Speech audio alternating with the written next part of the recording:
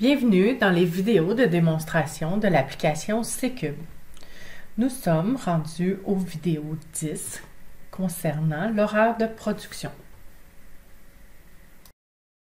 En cliquant sur l'horaire de production, ici, on arrive pour créer notre premier tableau s'il n'y en a toujours pas de créé. Donc, s'il est possible d'aller choisir le nom du tableau. Si j'ai des équipes de service ou de production, je vais choisir mon nom en considérant toutes les équipes de travail que j'ai dans la compagnie. Fait que si je veux marquer pour la production. Si j'applique des filtres, il faut s'assurer qu'à chacun des bons de travail, que les filtres sont appliqués pour qu'ils apparaissent dans notre tableau de production. Donc, si j'applique, comme exemple, le métier comme couvreur, il faut que je m'assure que sur chacun de mes bons de travail, le métier soit affiché dans le bon de travail. Donc, pour commencer, j'installerai aucun filtre, puis par la suite, on peut catégoriser les filtres selon les types de travaux qu'on a à faire dans l'entreprise. Donc, ici, en créant mon premier horaire de production ici qui est prod, j'arrive ici avec mes bons de travail. Là, j'ai des exemples dans d'autres horaires, donc il y en a qui sont déjà prévus.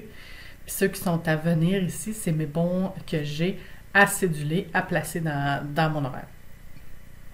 Donc ici, je vais venir ajouter une nouvelle équipe. Je vais venir choisir Juliane comme personne responsable de l'équipe, donc ça va être mon contremaître ici. Dans cette équipe-là, je suis capable d'aller attitrer d'autres membres de l'équipe. Donc avec Juliane, ici, j'ai Younes, puis je pourrais ajouter Luc qui travaille dans la même équipe. Par la suite, si j'ai une deuxième équipe, ici, je vais venir ajouter Jacob comme contremaître. Puis étant donné que j'ai déjà une équipe de montée pour lui, on va voir qu'il y a déjà plusieurs personnes dans son équipe. Puis comme il était déjà dans une autre horaire, j'ai déjà des bons de travail qui lui sont attitrés. Je vais l'enlever, puis je vais choisir mettre oui. Je vais choisir un autre.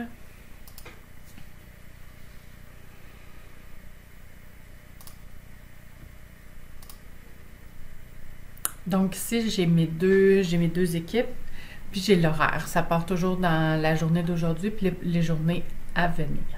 Après ça, je viens choisir un bon de travail que je peux placer dans la cédule.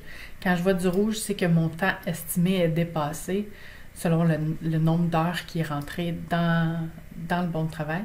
Puis s'il est en vert ici, c'est parce que j'ai moins d'heures utilisées que ce qui était prévu ou qu'on est encore dans l'évolution, on est encore correct. On est à 17% de nombre d'heures utilisées. Fait qu'ici, je vais venir prendre...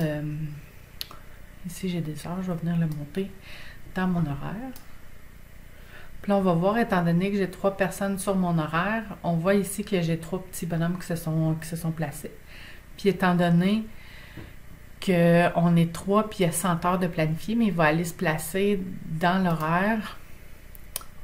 Pour Juliane, là, je vais venir changer de couleur. Je vais mettre une couleur qui n'est pas nulle part.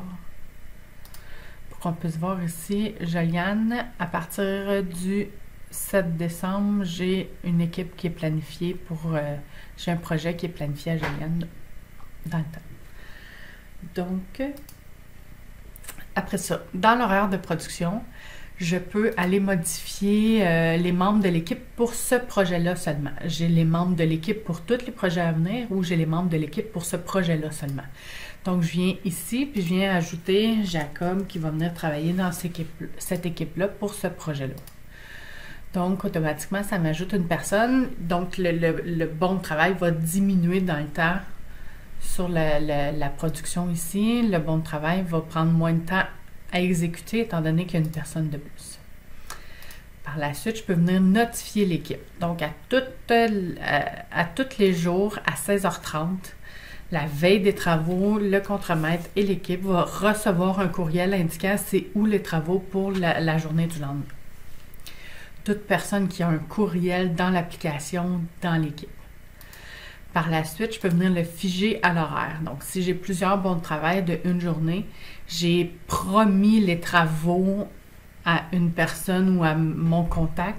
Donc ici, quand je viens pour essayer de le déplacer, il va dire « Non, non, on ne peut pas le déplacer, il a été promis celui-là, il faut Il faut que ce soit défigé pour pouvoir être capable de le libérer, dans le fond, pour être capable de le déplacer. Ensuite, je peux modifier l'horaire des congés. On a un shutdown dans une entreprise, il faut rentrer travailler le samedi ou le dimanche ou même les deux. Donc, ici, je vais venir mettre qu'on travaille le samedi. Donc, le prochain samedi dans l'horaire, ma job va s'étirer dans le samedi, donc je vais être capable d'aller rentrer du temps dans mon bon de travail. Ensuite, j'ai placé un bon de travail ici. Puis là, je me rends compte que finalement, c'est pas lui qu'on va faire, il faut que je l'enlève. Je le prends, puis je viens de glisser sur le petit X ici, puis je suis capable d'aller enlever le bon de travail que j'ai mis par inadvertance à la mauvaise place.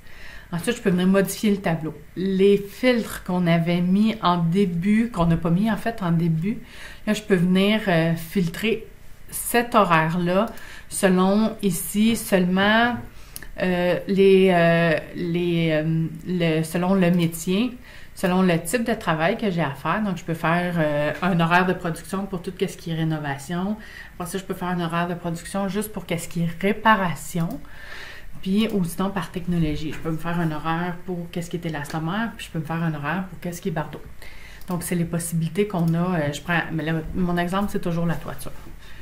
Donc, ça fait grossièrement le tour de l'horaire de production. N'hésitez pas à nous poser des questions. On va pouvoir vous aider en tout temps ici avec le support. On est là pour vous.